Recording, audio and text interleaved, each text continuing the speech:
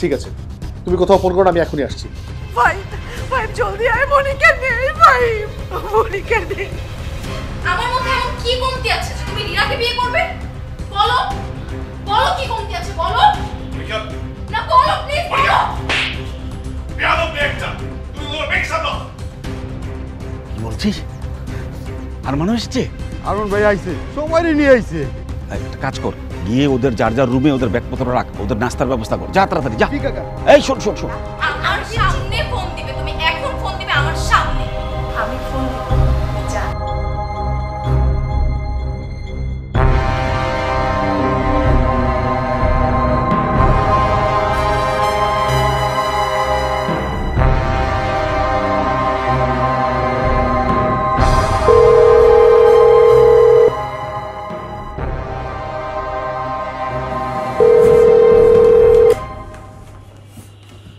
Hello Imtiaz, আরে খবর তো হয়ে গেছে। পৌঁছে গেছে? আরে হ্যাঁ, এই তো কিছুক্ষণ আগেই সবাই এসে পৌঁছালো। বলেছিলাম না সদল বলে যাবে। তুমি তো আমার কথা বিশ্বাস করতেই চাইছিলে না, এবার দেখলে তো। থ্যাংক ইউ বন্ধু, থ্যাংক ইউ। আরে ওসব থ্যাঙ্কস পরে দিও, আগে তোমার কাজটা হোক। আচ্ছা এই বলো তো ওরা কি করছে? আরে মাত্র তো যে যার রুমে গেল, একটু বিশ্রাম নিচ্ছে, আর সকিনা কামরুর ওদের নাস্তার ব্যবস্থা করছে। Very good. তারপর? আরে আমান তো গ্রাম দেখার জন্য উঠে পড়ে লেগেছে, মনে হচ্ছে নাস্তাটা খেয়ে সে বেরিয়ে পড়বে। যাক, বেড়াতে গেছে, ঘুরবে বেড়াবে, এটাই তো স্বাভাবিক। হ্যাঁ, তুমি বুঝতে পারছো না, ঘুরবে বেড়াবে সেটা তো ঠিকই আছে, তো একটা সমস্যাও তো আছে, বুঝতে পারছো না? আরে গ্রামে ঘুরতে গিয়ে কার থেকে কি খবরাখবর নেবে সেটাই হচ্ছে ভয়। আরে এসে কি জিজ্ঞেস করছে জানো? কি? আরে সে এসে জিজ্ঞেস করছে যে পুরো বাড়িটা কত বিঘা জমির উপর বানানো হয়েছে। বেশ তো জানু, আরে প্রবলেম কি? ইমতিয়াজ, তুমি বুঝতে পারছো না।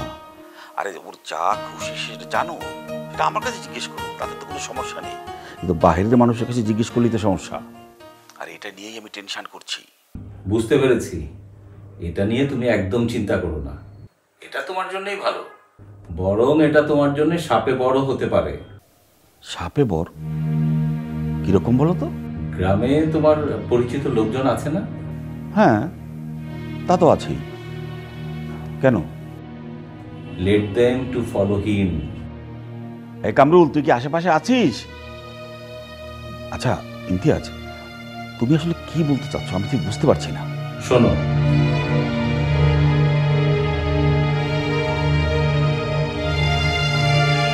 বুঝতে পেরেছো বন্ধু? হ্যাঁ বন্ধু, একদম একদম ক্লিয়ার। কেউ সিভিট খেতে চাইলে তাকে খেতে দাও, কোনো ক্ষতি নেই। ঠিক আছে বন্ধু, ডাক্তার মানুষ তো, তোমার তো এগুলোই আসবে, সিবিট, প্যারাসিটামল, আরো যেন কি কি সব আছে না, নাপা টাপা দাও তোমরা কথায় কথায়। আচ্ছা শোনো, এই আমানকে কিন্তু একা ছেড়ো না, কামরুলকে ওর সাথে সাথে দিও। আরে হ্যাঁ, তা তো অবশ্যই, নইলে আমি খবরাখবর পাবো কি করে? আরে আর হ্যাঁ হ্যাঁ শোনো, এই আরমানের দিকে একটু ফোকাস রেখো, ওকে সময় দাও। হ্যাঁ তুমি ঠিকই বলেছ, ওকে নিয়েই তোমার যত চিন্তা। আচ্ছা আচ্ছা ঠিক আছে বন্ধু, আমি তাহলে এখন রাখি, পরে কথা হবে আবার। হ্যাঁ হ্যাঁ ঠিক আছে, কি হয় আমাকে জানিও। আরে হ্যাঁ, তোমাকে না জেনে কি পারি নাকি আমি? হ্যাঁ হ্যাঁ, এখন রাখছি, তাহলে রাখছি, হ্যাঁ রাখো। আচ্ছা বাই।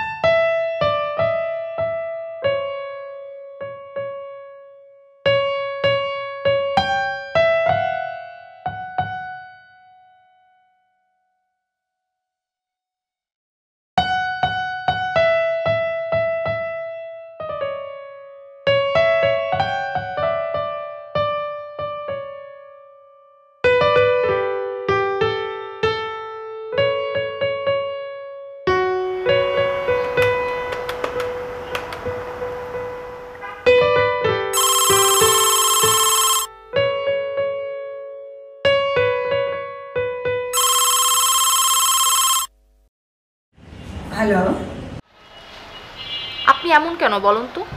কে? ও মনিকা, আপনাকে একটা অনুরোধ করেছিলাম, আপনি রাখতে পারলেন না। কিসের অনুরোধ? ভুলে গেছেন?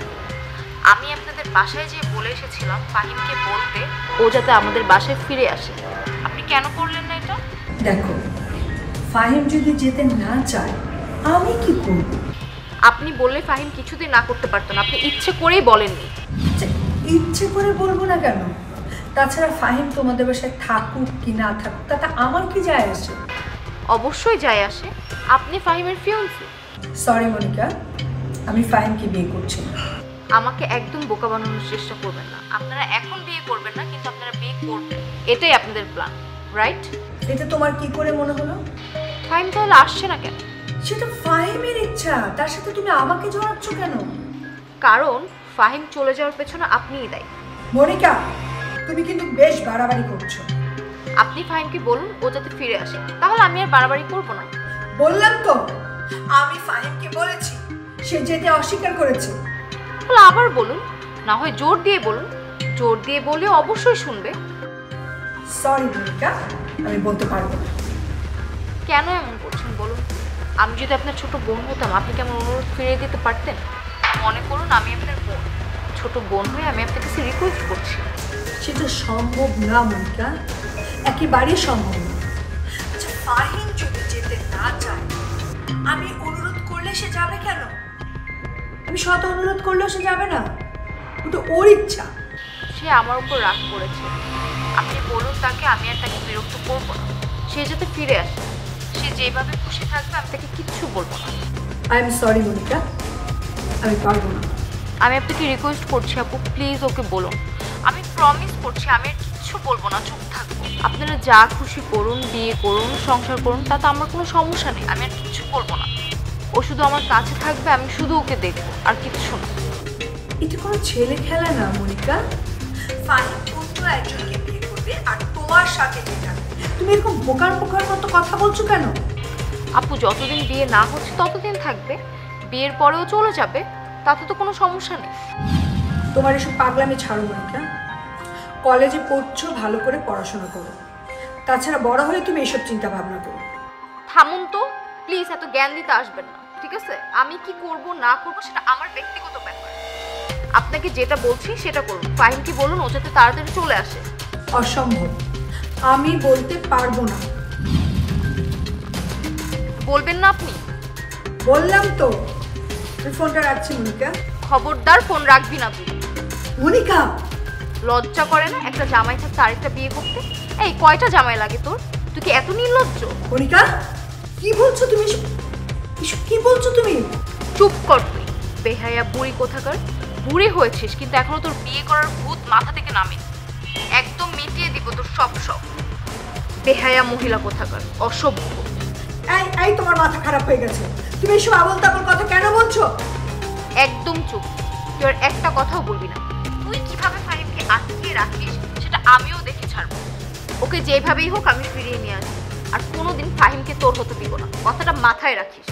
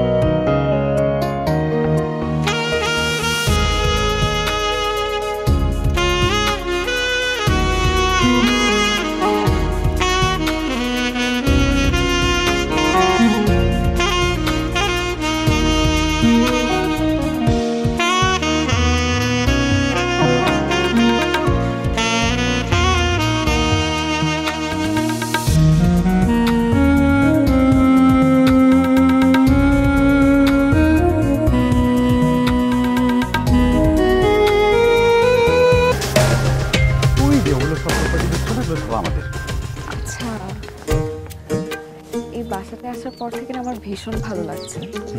চারপাশে কি সুন্দর গাছ, এত সবুজ তো আমরা ঢাকা একদমই দেখি না।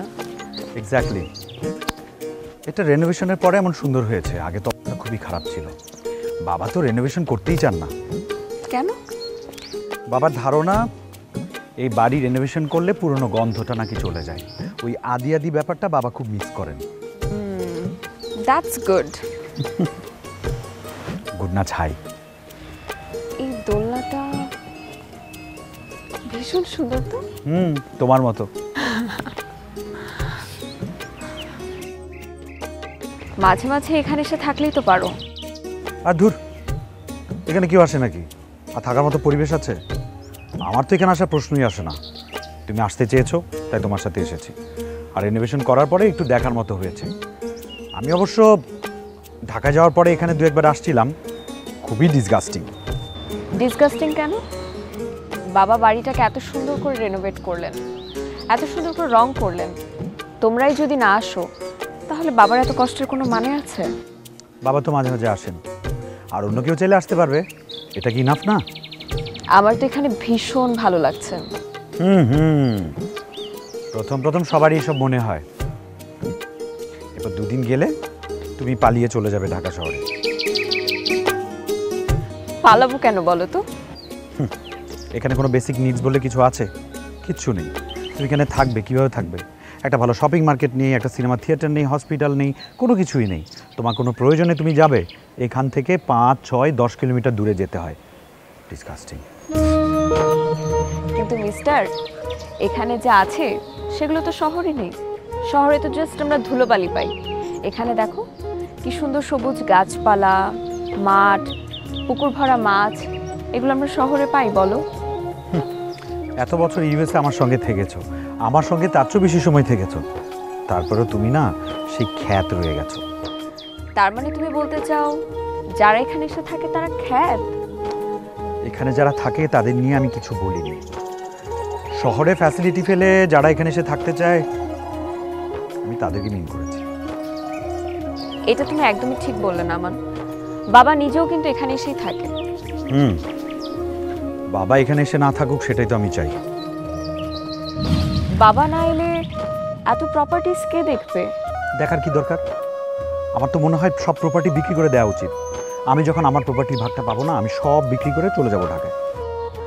আচ্ছা তুমি কেমন মানুষ বলো তো? কেন, কি করেছি আমি? এখানে আসার আগে আমি তোমাকে কত করে বলেছি যে সব জায়গা সম্পত্তির বিষয়ে কোনো কথা বলবে না, তুমি সেই কাজটিই করলে। কই, কখন, আবার কি বললাম আমি? এখনই তো বললে। আর তুমি এসেই নাকি বাবাকে জিজ্ঞাসা করেছো যে এই বাড়িটা কত কাঠার উপরে আছে। এগুলো কেমন প্রশ্ন আমার? কি আশ্চর্য! মানে এই সিলি কোশ্চেনটা বাবাকে আস্ক করাটা কি আমি অপরাধ করে ফেলেছি নাকি? এটা অপরাধ কোথায়, ভুল কোথায়? তোমার ভুল তো তুমি বুঝবে না। তোমার অগোচরে মানুষ এগুলো নিয়ে গসিপিং করে, সেগুলো আমার কানে আসে। তোমার তো আর কান খোলা থাকে না, তুমি এগুলো কিভাবে শুনবে? আচ্ছা, কে কি বললো সেটা তো আমার শোনার দরকার নেই। বাবা তো কিছু বলেননি, বাবা রাগও করেননি। বলেনি, বাট কথাটা বাবা ভালোভাবেও নেননি। কেন, বাবা তোমাকে কিছু বলেছেন? সব কিছু কি বলতে হয়? বাবা আমাকে কিছু জানাননি, কিন্তু তার ফেশিয়াল এক্সপ্রেশন তুমি দেখেছো? এটা তো স্পষ্ট যে তার খারাপ লেগেছে। আর দূর, রাখো তো তোমার চেহারা, পুরো মুডটাই নষ্ট করে দিলে। আমি যেটা বলি সেটা একটু মাথায় রাখো। এরকম না বুঝে উদ্ভট প্রশ্ন করে বাবাকে রাগিও না। এখন সিচুয়েশনটা একটু বোঝার চেষ্টা করো। আমাদের কন্ট্রোলে যখন আসবে তখন তুমি কথা বলো। আর তার আগে একটু নোমানকে খেয়াল রাখো, ওকে একটু হাতে রাখার চেষ্টা করো। আচ্ছা ঠিক আছে, এসব কথা বাদ। এখন এসো, আমরা দুজন মিলে বাইরে ঘুরতে যাব। সত্যি যাবে? তুমি না এসব পছন্দ করো না? তুই পাশে থাকলে সব ভাল লাগে। এসো তো, তোমাকে বাড়িটা ঘুরে দেখাবো। চলো।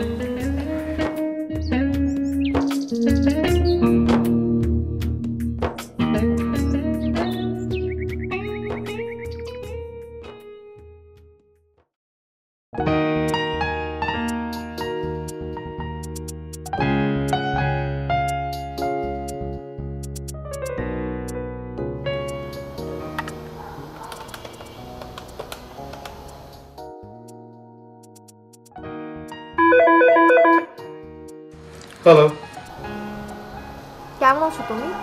ভালো আছি। ফোন করেছিস কেন? এমনিই করেছি। খেয়েছো? হ্যাঁ, খেয়েছি। ওখানে তোমাকে কে রান্না করে দেয়? কাজের লোক আছে। তুমি কাজের লোকের হাতে রান্না খাচ্ছ? সো কি হয়েছে? ওরা কি না কি সব রান্না করে, তুমি এখানে চলে আসো না প্লিজ। না, আমি এখানেই ভালো আছি। আমার উপর খুব রাগ করেছো তাই না? এসব কথা বাদ দে, জরুরি কোনো কথা থাকলে বল। না, এমনি ফোন করেছি। এমনি ফোন করলে ঠিক আছে, তবে বাসায় ফেরার কথা বললে আমি যাবো না। ঠিক আছে, আর বলবো না। গুড। ভাইয়া শোনো, তুমি যদি আমাদের বাসায় না আসতে চাও আমি আর তোমাকে রিকোয়েস্ট করবো না। শিওর তুই? হ্যাঁ শিওর। Very good. কি হল, কাঁদছিস কেন? ভাইয়া প্লিজ চলে আসো না। তুই না মাত্র আমাকে বললি যে আমাকে বাসায় ফিরতে বলবি না। ভাইয়া প্লিজ 2 দিনের জন্য আসো, 2 দিন পরে চলে যেও, বেশি দিন থাকতে হবে না। ফোন রাখ এখন। কেন এমন করছো ভাইয়া? তোমার খারাপ লাগছে না? না, আমার খারাপ লাগছে না। আমি না তোমার বোন, তুমি না আমাকে ভালোবাসো, তাহলে কেন এমন করছো বলো? বোন, এই কথাটা কি তোর মনে থাকে? কাজিন বোন, মনে থাকবে না কেন? আবার এক কথা বলছিস। আসো না ভাইয়া প্লিজ। মা তোমাকে অনুরোধ করছে, রিনা আপু অনুরোধ করছে, তাও তুমি আসো না। আসো না প্লিজ ভাইয়া। গিয়েছিলাম তো, তুই আমাকে বলেছিলি ভালোভাবে থাকবি, তুই তো থাকতে পারলি না। এবার থাকবো প্রমিস। তুমি আসো, আমি কিচ্ছু বলবো না, বিশ্বাস করো। ঠিক আছে, তুই বলেছিস, আমি আসবো, তবে এক শর্তে আসতে পারি। কি শর্ত বলো? তোমার সব শর্ত আমি মেনে নিব। পুরনো কোনো কথা তুলতে পারবি না। একদম তুলবো না, প্রমিস। উল্টাপাল্টা কোনো কিছু করতে পারবি না। আচ্ছা ঠিক আছে, করবো না। ওকে। ভাইয়া কখন আসবে বলো না। আসবো বলেছি, আসবো, জিজ্ঞেস করবি না কবে আসবো। আচ্ছা ঠিক আছে, জিজ্ঞেস করবো না। ঠিক আছে, রাখছি। ঠিক আছে।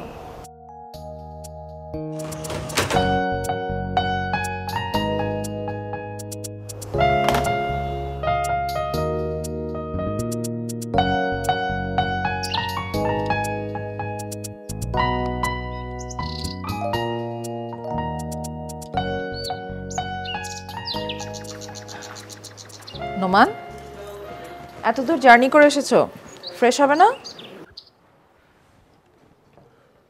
ফ্রেশ হওয়ার কি আছে? তোমার দরকার হলে তুমি ফ্রেশ হয়ে নাও।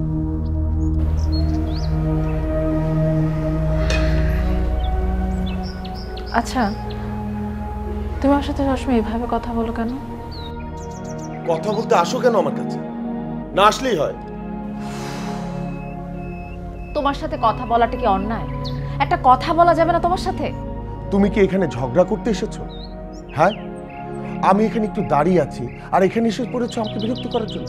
দেখো, তুমি কি করবে না করবে সেটা তোমার ব্যাপার, আমাকে বিরক্ত করছো কেন? প্লিজ আমাকে বিরক্ত করতে আসবে না। আস্তে নোমান, আমরা গ্রামের বাড়ি বেড়াতে এসেছি, কেন আশেপাশের মানুষরা শুনলে আমাদের মান সম্মান কিচ্ছু থাকবে না। আর ভাইয়ারা কি মনে করবে বলো? মান সম্মান?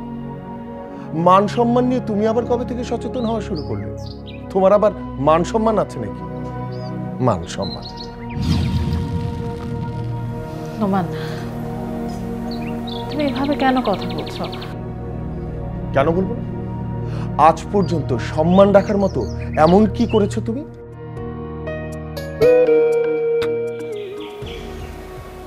বলো না, শুনছি তো।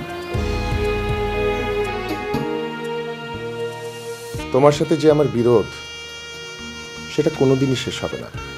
আচ্ছা তুমি একা একা থাকো, তোমার কষ্ট হয় না? না মানে অবশ্য হয়ে গেছে। এই তুই এখানে গিয়ে বস। কেন? আমার তো ভালোই লাগছে। কাকিমা না এখানে থাকতেন? উনি কোথায়? সখিনা, কি ভাবি, একটা কথা বলো তো, তোমার আর কামরুলের মধ্যে কি কখনো ঝগড়া হয়? আশরাফ চৌধুরী আপনার কি হয়? উনি আমার বাবা, আমি ওনার বড় ছেলে আমান। ও আমান, তার মানে আপনি হচ্ছেন আরমানের বড় ভাই।